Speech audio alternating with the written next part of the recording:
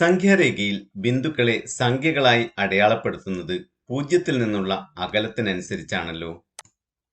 2 എന്നടയാളപ്പെടുത്തിയിരിക്കുന്ന ബിന്ദുവും 0 എന്നടയാളപ്പെടുത്തിയിരിക്കുന്ന ബിന്ദുവും തമ്മിലുള്ള അകലം 2 ആണ്. 0 എന്നടയാളപ്പെടുത്തിയിരിക്കുന്ന ബിന്ദുവിൽ നിന്ന് -2 എന്നടയാളപ്പെടുത്തിയിരിക്കുന്ന ബിന്ദുവിലേക്കുള്ള അകലവും 2 തന്നെ. പൊതുവായി പറഞ്ഞാൽ സംഖ്യാരേഖയിൽ പൂജ്യവും ഒരു അതിസംഖ്യയും തമ്മിലുള്ള അകലം ആ സംഖ്യ തന്നെയാണ്. പൂജ്യവും ഒരു ന്യൂനസംഖ്യയും തമ്മിലുള്ള അകലം ആ സംഖ്യയുടെ ന്യൂനചിഹ്നം കളഞ്ഞാൽ കിട്ടുന്ന അതിസംഖ്യയാണ്. ഉദാഹരണമായി 0, 3 എന്നീ സംഖ്യകൾ തമ്മിലുള്ള അകലം 3 ആണ്. അതുപോലെ 0, -3 എന്നീ സംഖ്യകൾ തമ്മിലുള്ള അകലവും 3 ആണ്. ഇത് ബീജഗണിതം ഉപയോഗിച്ച് 0x എന്നീ സംഖ്യകൾ തമ്മിലുള്ള അകലമായി പറയാം.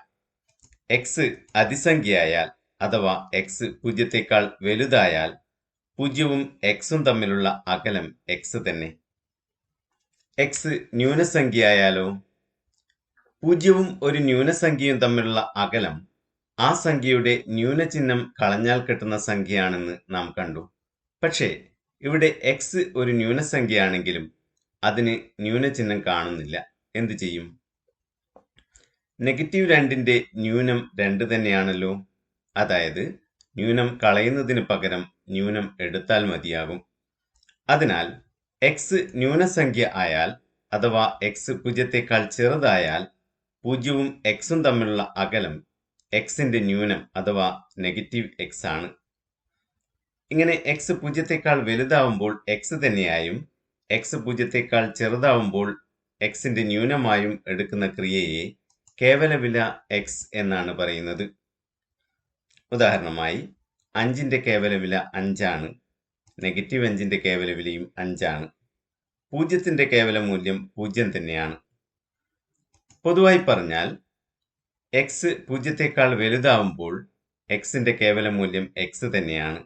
x പൂജ്യത്തെക്കാൾ ചെറുതാവുമ്പോൾ xന്റെ കേവല മൂല്യം -x ആണ്. x പൂജ്യമാവുമ്പോൾ xന്റെ കേവല മൂല്യം 0 തന്നെയാണ്. ചുരുക്കി പറഞ്ഞാൽ സംഖ്യാരേഖയിൽ 0 സൂചിപ്പിക്കുന്ന ബിന്ദുവും മറ്റൊരു സംഖ്യ സൂചിപ്പിക്കുന്ന ബിന്ദുവും തമ്മിലുള്ള അകലം ഈ സംഖ്യയുടെ കേവല മൂല്യമാണ്.